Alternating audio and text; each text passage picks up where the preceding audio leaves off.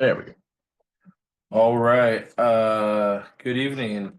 I hereby open the session of the Springfield Planning Commission acting in its role as committee for citizen involvement.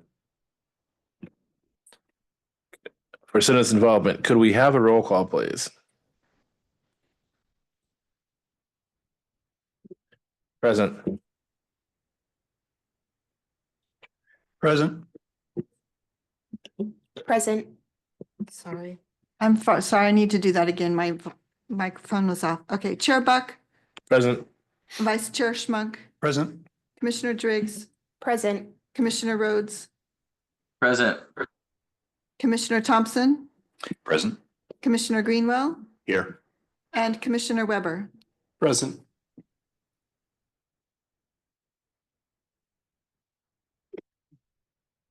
All right. Thank you very much. Are there any adjustments to the agenda for tonight?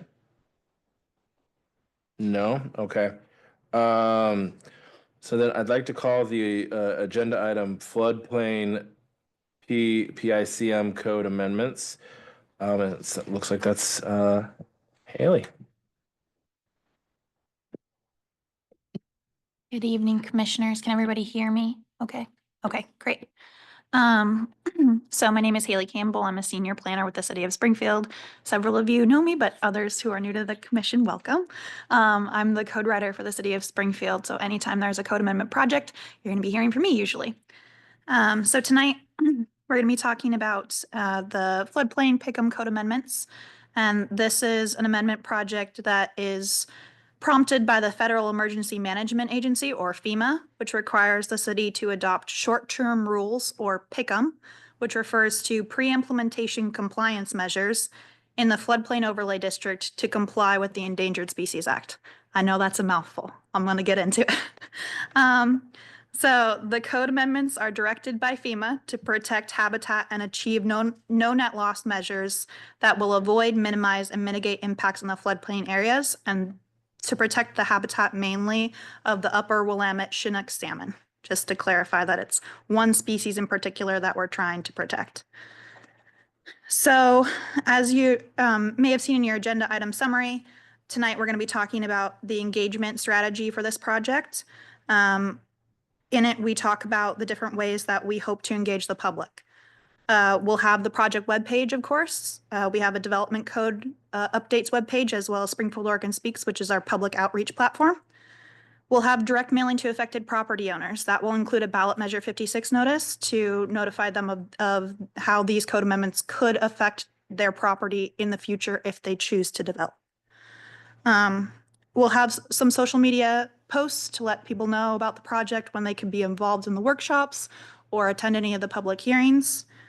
We'll have, as I just mentioned, we'll have the workshops, and then we'll have the Springfield Planning Commission, which is scheduled for March 4th with you all.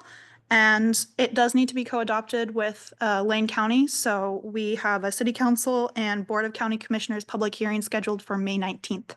That's a Monday. So tonight, I'd just like to ask some questions as far as the tactic goes. So in particular, there's three. Are the proposed involvement tactics the best method to achieve the outreach goals given limited resources? Are there any edits or additions to the key messages? And are there any additional opportunities to involve the community given the adoption requirements and time constraints? I know you probably have a lot of questions. This is a thick packet and there's a lot of information going on here. Suffice it to say that this is a mandate from FEMA. It's not coming from staff or the state. It's something that we have to comply with, and we're under a tight deadline to adopt this. These measures have to be in place to comply with FEMA's requirements by July 31st of this year. So that's why I'm coming to you now, and then I'm going to be coming to you again in March for a public hearing. And because we also have to co-adopt with Lane County, that's why the meeting is scheduled in May, with the hope that it'll all be done by July. As I mentioned in here, this is done to protect habitat, and that makes it a little harder to develop. The point of these code amendments is to make it clearer for property owners when they come in and they have questions about this. It will be in our development code. So it'll be a little clearer than having to ask them for a permit or to tell them, hey, you can't develop in this area. So any questions, I'm happy to answer. And I have a lot of information here, so open the floor. Hi, Haley. Is, when you said you're going to notify the property owners, is that basically on the map, the 100-year, anybody that's a part of that 100-year floodplain, is those the property owners to be notified? Yes, and Sarah actually has a map, and it's also should be in front of you. There's a paper map. So anything in those areas, that includes most of the areas of property owners and probably residents as well, within those areas. I do have a few numbers for you too. So we presented some of this information to council because we needed a resolution on which of these pre-implementation compliance measures that the council recommended that we move forward with, because we had a few options from FEMA. And they specifically chose that we do the model ordinance. But with that, some examples of some of the floodplain permits that have been submitted within the last 5 years, we had 13 residential permits, 4 commercial permits, and 5 bridge and utility permits, just to give you kind of an idea about the kinds of projects that we've been dealing with. I also have more statistics on, the percentage in the floodplain, 100% in the floodplain or just partially in the floodplain. So we're also dealing with that. We're dealing with some that are fully in the floodplain, some that are not. And then we're also dealing with properties that are inside the urban growth boundary, but maybe not in the city limits. So we're looking at a lot of different property owners that we have to notify about this.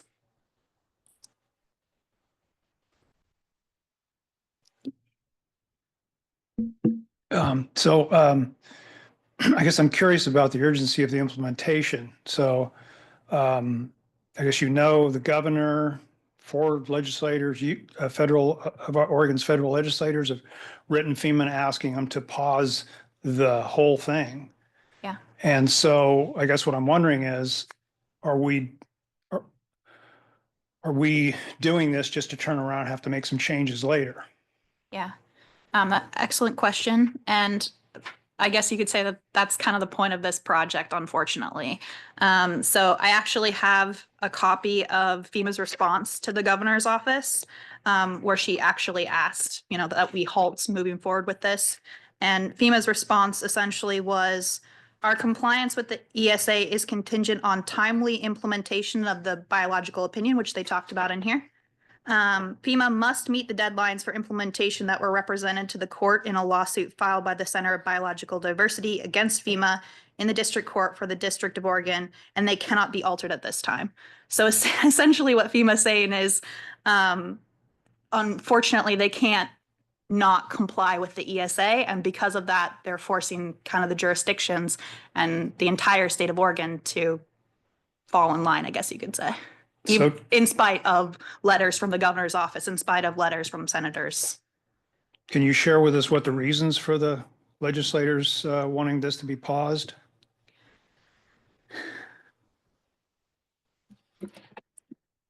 Yeah, I think there's a few. One of them is just, it's with Oregon's land use process. To do it correctly, we need to do the notice, public hearings and such, and that's really hard to do within the time frame that FEMA provided. FEMA actually wanted us to have picked an option and have it implemented by December 1st. That wasn't going to happen. So we're trying to make speedy progress and comply at least by the July 31st deadline. But that was one example. I think that in the past, FEMA and the state were working pretty closely together on trying to address the requirements. And then there was a pause, and then FEMA came out with this letter. And my impression is that the state staff had not been as directly involved in the more recent model ordinance that came out from FEMA. And so the state hadn't had a chance to review that prior to its being released, which is, I think, in part why FEMA then released an appendix to go along with that and to try to respond to some of the concerns. But allowing more time for the state and the federal agencies to coordinate before requiring cities to comply and counties as well. So that's another reason that I know that they wanted to have some more time. Okay, so you kind of left out the part about the main concern of the legislators appeared to me to be that a plan, so I'll just read part of that. Mhm. The letter to the legislature says, unattainable plans will come at the expense of future generations, fisheries, cattle ranches, farmers, and timber producers who need to adapt to the changing conditions. So their concern is that these conditions are impacting properties in a way that, from what I can gather, is not really well predicted. And so, we're going to be right back at this again. So, I mean, if we're going ahead with this, I guess what I'd like to have is some treatment of the, of that part of it, that FEMA and the legislators, they're fighting between each other as to the language and implementation. I think it's important to put that in there so that, property owners realize that there is some contention here and they can decide whether to comply or not. I agree it's important to get this out there and get them acclimated to this, but I don't want it to appear as if, you'll do this. LCDC's taken the attitude that, you'll do this or we'll do something to you. So the exact language, I've got it here, but basically that's what they're saying. So I think LCDC's downplaying that contention, and I think it's important to point that out. Thank you. So following up on that, I think we can focus on any changes you would want in the key messages, because these are the messages that we're going to be providing to the public. So if we can think about how we would want to change any of those messages in response to your concerns about who's requiring what. And then maybe I would ask Christina to comply with the liability of non-compliance.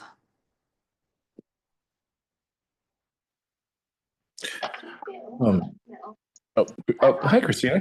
Hi, I can respond to that. If before you review these changes or after, depending on your preference, Chair. I just wanted to kind of add another piece to that. So if I could do that and then maybe have you respond at the end so you can respond like one time. Would that work for you, Christina? Trying to make your life easier there. I guess the only thing that, and I think the language is in there, I just don't know if people are really understanding it, that, yes, we're responding to requests by FEMA, but I think maybe trying to communicate that this may not be the last chapter in this book. In fact, I think it's fairly safe to assume it's not. And so kind of when I think it's very possible we're right back here, as Commissioner Schmunk talked about, in 6 months or a year or whatever that looks like. And I think that will, if we could communicate that this is kind of the step we need to take now, and as these things roll out and we get further direction from FEMA, there may be further steps in the future, just to let people know that this is not solving an issue. This is taking a step in that direction, because what seems pretty clear to me is that no matter how this goes, there will be future pieces. So I think that however staff chooses to kind of relay that message, I'm certainly behind. I just think that message needs to be in there. And as reading through this, I got that impression. I just don't know, because the general public's not going to get, the full text. They're going to just kind of get just enough information. So if we could include that, I think that will be helpful to people, because I could see people being upset. It's like, hey, we did this a year ago. Why are we hearing more about it now? When it's out of our control, I think that language around as we realize more direction from FEMA type of thing, because that's really where this is going to come from from my perspective. Any other commissioners have comment they want to make or questions? Sandy? So I would suggest, you can see how Haley has added some language to hopefully capture Commissioner Schmunk's, and maybe at the end of that, we can add to slow down the adoption timeline for these interim measures, so that it points specifically to that interim idea. Yeah, that's great. I do think you ought to express, what the concern is. I mean, the whole document talks about habitat and other issues, and I think it's important to treat the other issue that the legislators are concerned with, which is impact on property owners. So, and I mean, I So guess, we could add to slow down the adoption timeline to slow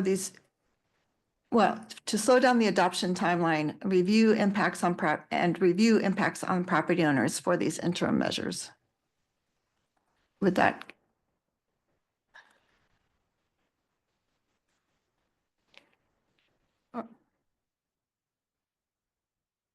We might need to change some prepositions or something, but that's generally capturing it.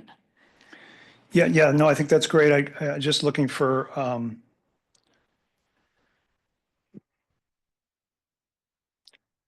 and I guess I'd like you to add local planners and housing developers and floodplain managers, maybe. So anyway, that's sort of the context of that's sort of the examples that the legislators give. So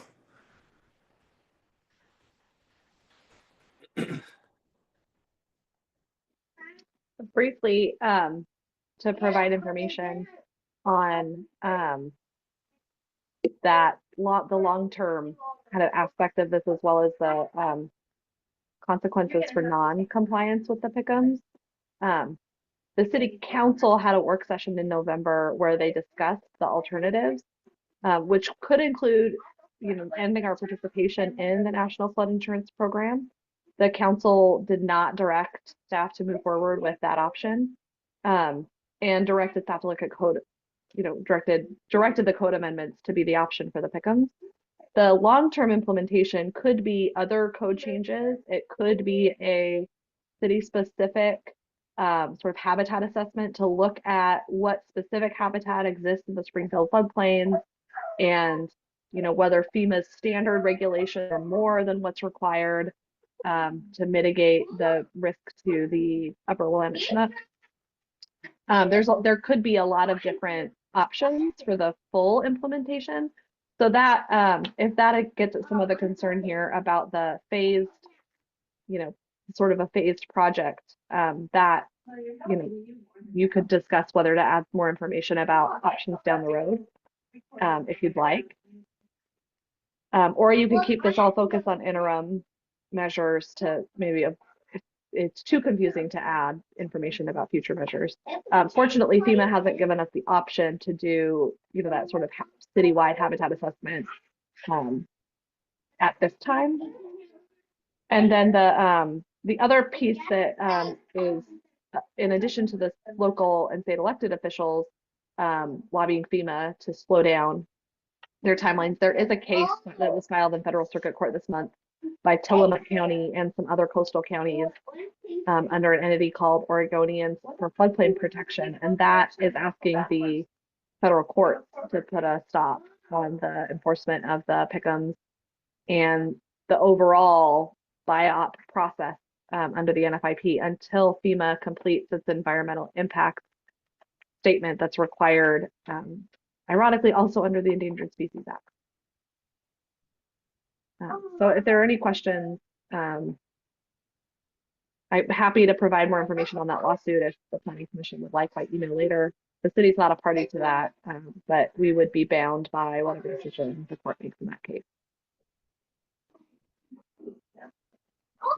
well, so I guess adding this language, kind of satisfies my interest in making sure that's clear. But I will point out that the legislator specifically said they wanted the implementation paused.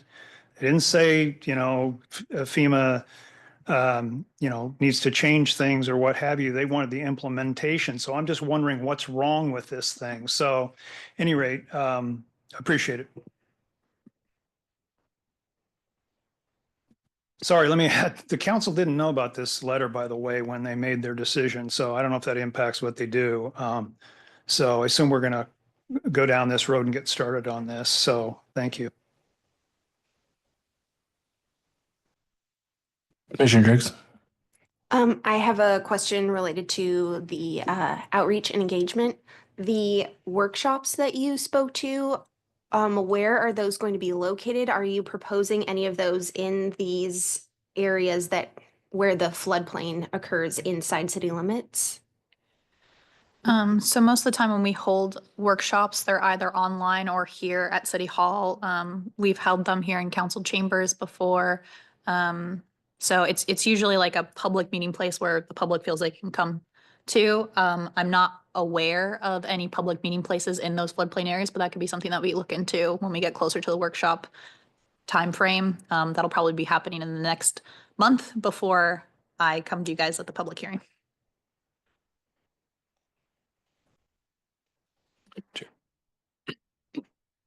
Hey, I just want to say I appreciate, well, there you go, that you differentiated between the community members and the professional audience. And one of the things I learned when I was in my short stint in planning is that folks aren't aware that they are in the floodplain development. They are in the floodway, or whether it be 100 or 500. And so whatever, potential leaflets, or whether that be digital or to someone's house, maybe just very bold. Curious if the dimensions have changed. Curious if you're in the floodplain, and development permits that will be required for such. Call this number and tune in. So that'd be just an opportunity. I think you're probably already going to do that, but I just like that you've pulled out both community members and professional folks who work on the development side. So thank you. Yeah, I do think it is interesting too. It's really dependent on the area. So if you guys took a look at the model ordinance, which it's totally okay if you didn't, it's a lot of information. They tried to highlight in the model ordinance the new language, excuse me, that could potentially go into our code. But one of the tables at the end of that model ordinance language talks about mitigation ratios. So they talk about like if you're in the, let's see, make sure I don't misquote this. It's the riparian buffer zone. Those mitigation ratios for if you cut down trees would be higher than if you're in the fringe area. So just more trees. And then if you move further away from that major floodway or flood zone, then it's just a little less trees for mitigation. So really dependent, like you said, on which area you might be within that flood hazard area.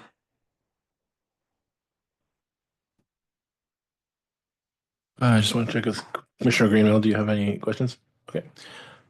I think that covers the questions from the Planning Commission. Great, thank you very much. So we actually need a formal approval, if you're ready to make a motion. Yep. I just wasn't sure if, that concluded everything you had for us. Yes. All right. So after the discussion, are we ready to move forward with a vote on approving the community involvement strategy? I'm open to a motion if we are.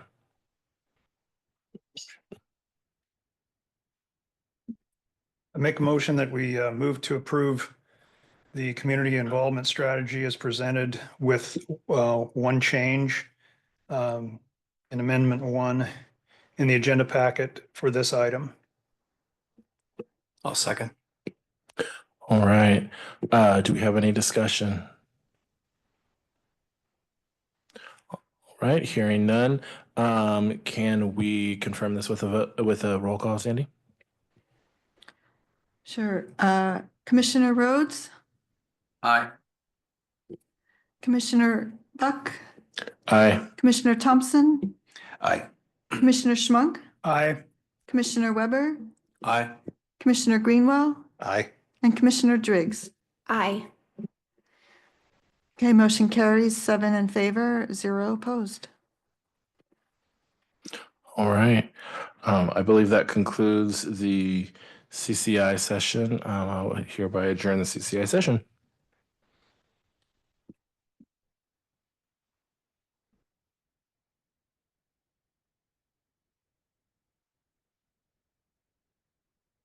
Just want to check with the commissioners. I believe we have the option of kind of cruising right through to our next agenda item or pausing. Sandy said approximately 7 o'clock, so we can go ahead if everybody's fine with that.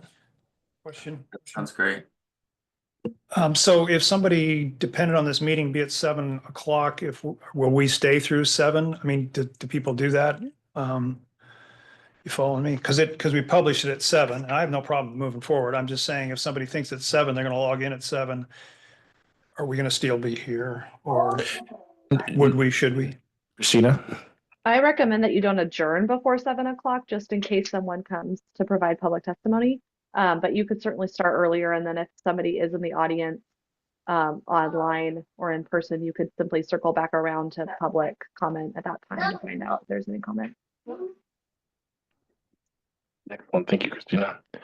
All right. Well, let's go ahead. I think we have a couple of business-related items to discuss that will take up some time for us. So I hereby open the regular session of the Springfield Planning Commission. As we've not had any changes in our attendance, I don't believe we need a roll call. Correct, Sandy? That's correct. Okay. I will note that I'm promoting Counselor Doyle to panelist. She's been attending the meeting, but she may want to share some comments during this part of the meeting. Excellent. Welcome, Commissioner Doyle, or Counselor Doyle, excuse me. Although she just declined, so I'm a little confused. Well, I think that sends a pretty clear message that she's content to listen tonight. So the option's still available to her in the future, though. Okay. All right. So any adjustments to this part of the agenda?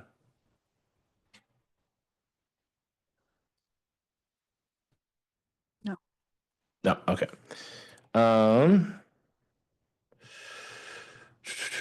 So next, let's have the Pledge of Allegiance.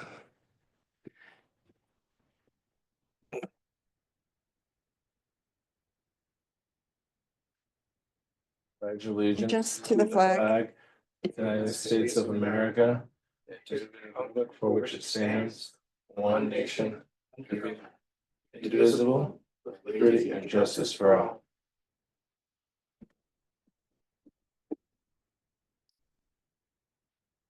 Chair Buck, Counselor Doyle has raised her hand. I saw that. Okay. If it's appropriate, yeah, I'd love to hear from her. Oh, I didn't decline anything, so I'm just trying to let you know. okay. We just wanted to make sure that you, if you have contributions to this part of the meeting, we'd love to have them. Okay. I've got her promoted now. Okay. Thanks. Okay.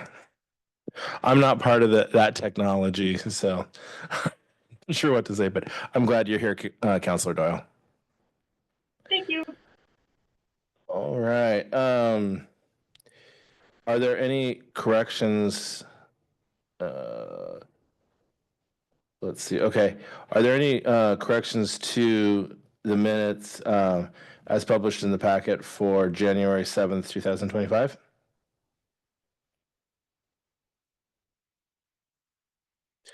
All right. Hearing none, I hereby approve the minutes from January 7th, 2025 with no corrections listed. We'll now hear business from the audience. Do we have anyone online or in person that submitted a card? We have one person online and no one has submitted a card. Okay. And so the person online is not indicating they have something they want to bring forward?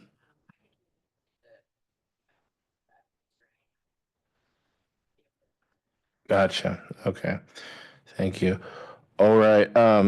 We will now take business from the audience. This is the time in our agenda for the public to provide testimony on any topic relevant to the Planning Commission, not otherwise on our agenda tonight.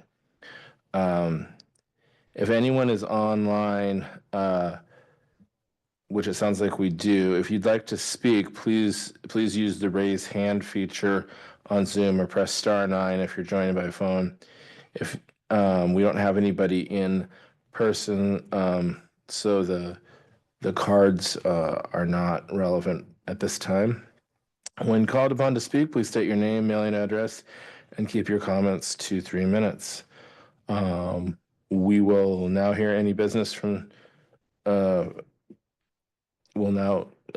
open if we. No one is raising their hands online. Okay. We will now hear business from the Planning Commission. Are there reports on council action? Anybody have any reports on council action? Well, I'm supposed to report on January 6th, I think it is, council meeting, but there was nothing related to the Planning Commission. Yeah. Sure. I had a report from January 21st, which I was unable to view in time, which was yesterday. So I'll be prepared to address that at the next meeting. Fabulous. Thank you. Anyone else? Alrighty. And so now we can move to any other business from the Planning Commission. Sandy, would this be the appropriate time to talk about tenants? So one of the things that for us to discuss as a commission, and Sandy, please correct me if I get any of this wrong. Historically, planning commissioners have kind of had a rotation where we would attend council meetings. The value in that is kind of some presence and those kind of things, and being able to see how that process goes. And I think you can kind of get a little bit more in person that way. Commissioner Weber has offered to be the liaison between the Planning Commission and the City Council. That having been said, I don't know that we leave it up to him to be that sole representative. So we want to have an open discussion as to how we want to handle that. City Council meetings are typically Monday evenings. So putting that out there, how we want to set that rotation up and go forward on that.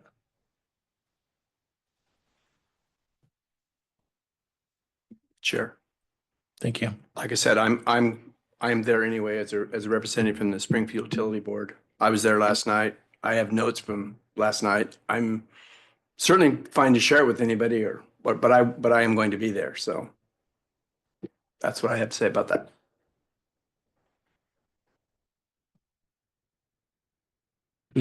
So I guess my feeling is I don't want to put the burden all on you, but as long as you're there.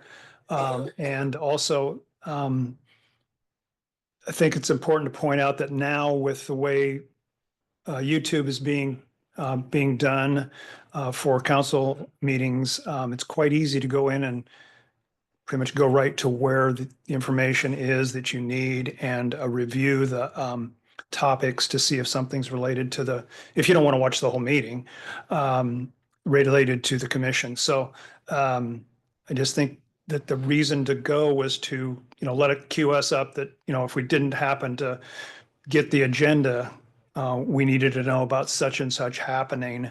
Now that's not so much the case, I'm feeling. Okay. All right. So it sounds like we're going to continue our rotation on reporting on council actions.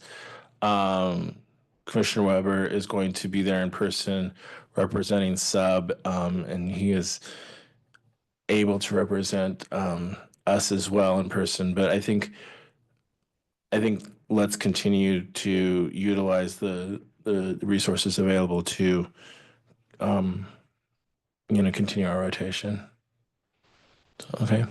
A second item that I want to put out there, and I think it's fortunate that Councilor Doyle's here.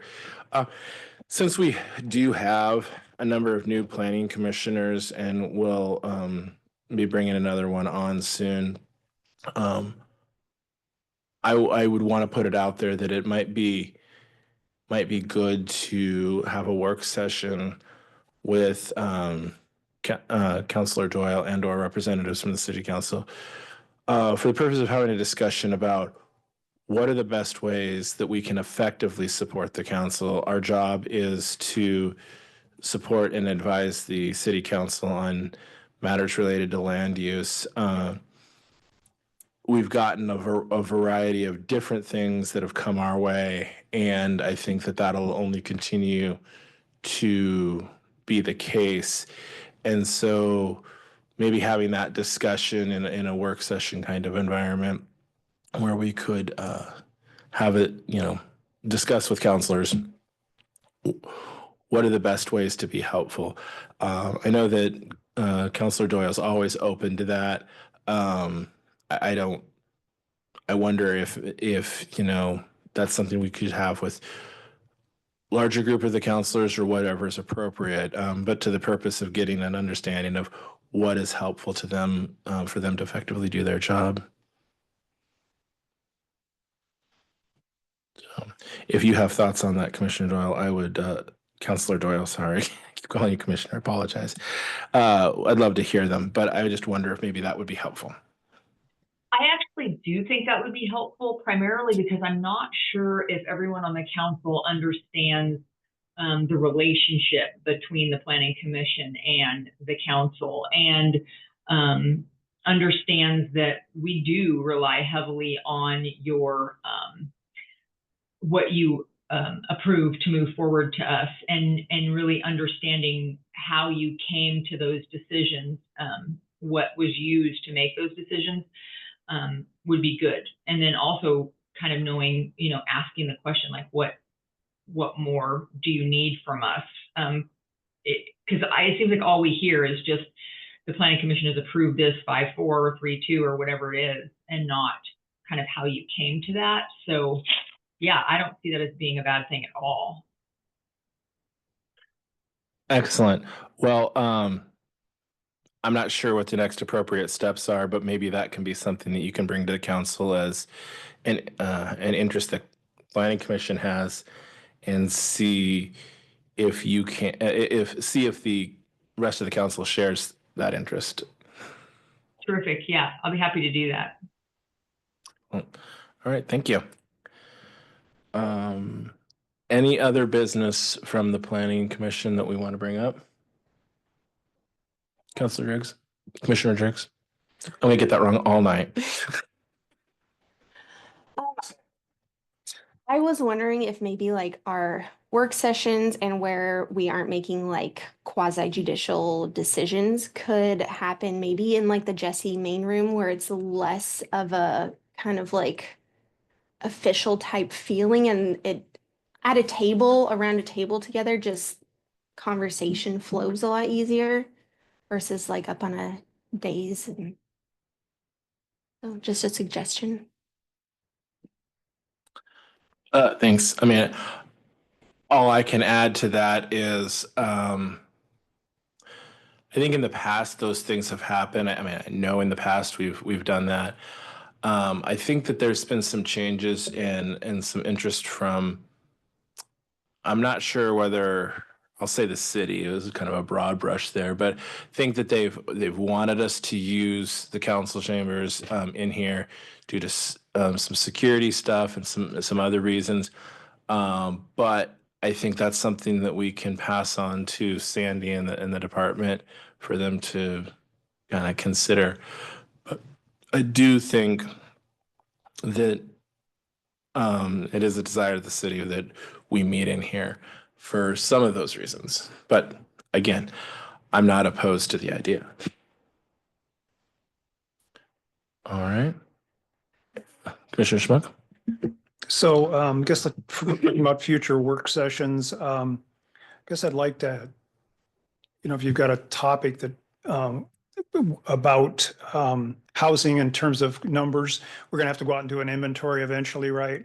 How we might be implementing that, just sort of just this discussion, talk it over about how that's being done and the methodology. So. We do have a work session scheduled with council on that, and if there was a desire to have a joint meeting with city council and planning commission, I think that would be a great topic. That's something we've talked about as staff, is something that you're both going to be involved with. We have that scheduled for, I think it's March 10th is when we have it scheduled to go to city council. Yeah, so that's out there. If we don't have a joint meeting, I think we can also look at bringing something to commission specifically, probably subsequent to that council work session, because we have you, we already have your meetings scheduled out for the next few meetings. So we would need to find some agenda time to bring the housing piece to you. But I think we can do that one way or the other.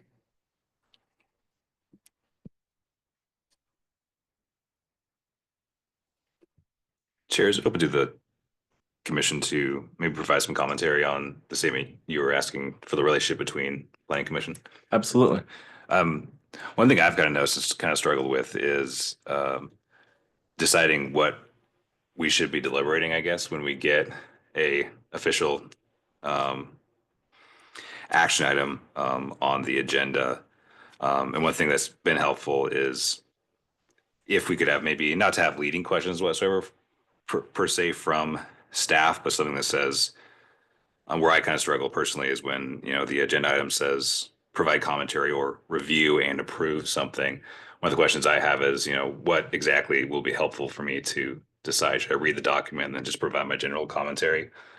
Again, not to create leading questions, but I think it'd be helpful to me personally if there were some bullet points that said, how do you discuss, maybe just discussion topics, like discuss how this could impact community health, discuss how this could impact, it would allow me to kind of build up a repertoire of commentary, I guess. So that might be something that's helpful for me personally. And then likewise, I think I could provide probably better feedback that could go on the record to be passed on to the council. Okay. If there's no other business from the planning commission, we can move it over to the Public Works Department. Sandy, do you have some things for us? All I have is that we have meetings scheduled for you. So all of your regular meetings, Sarah sent out invites for the next couple of years so that they are on your calendar. The second meeting in February is on Wednesday because it's following a holiday, just like this week. So make sure you've got that noted in your heads. But besides, oh, and I should also say we are, as you know, recruiting for a planning commissioner. I don't think we've had any applicants yet. It's open till February 4th. So help if you can get the word out. We could use some applicants for the council to be able to choose a replacement for our dear Commissioner Rhodes.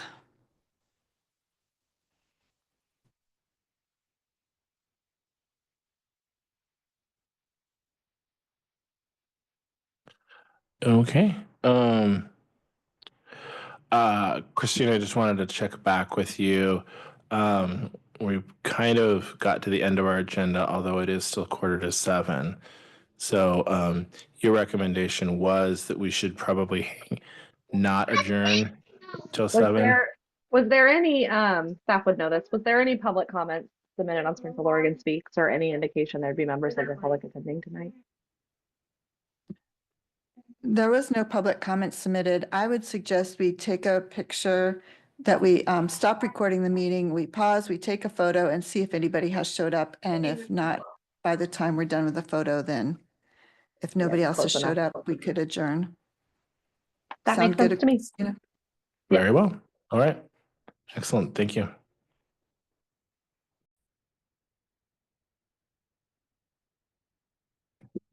We are back live.